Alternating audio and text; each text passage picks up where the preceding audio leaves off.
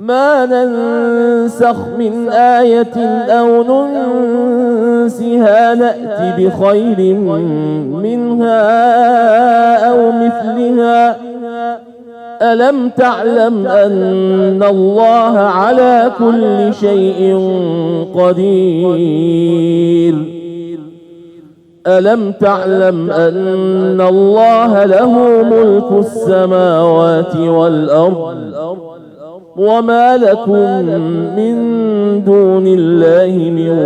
ولي ولا نصير أم تريدون أن تسألوا رسولكم كما سئل موسى من قبل ومن يتبدل الكفر بالإيمان فقد ضل سواء السبيل ود كثير من أهل الكتاب لو يردونكم من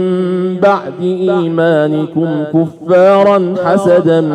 من عند أنفسهم من بعد ما تبين لهم الحق فاعفوا واصفحوا حتى يأتي الله بأمره إن الله على كل شيء قدير وأقيموا الصلاة وآتوا الزكاة وما تقدموا لأنفسكم من خير تجدوه عند الله إن الله بما تعملون بصير وقالوا لن يدخل الجنة إلا من كان هودا أو نصارى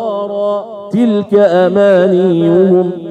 قل هاتوا برهانكم إن كنتم صادقين بلى من أسلم وجهه لله وهو محسن فله أجره عند ربه ولا خوف عليهم ولا هم يحزنون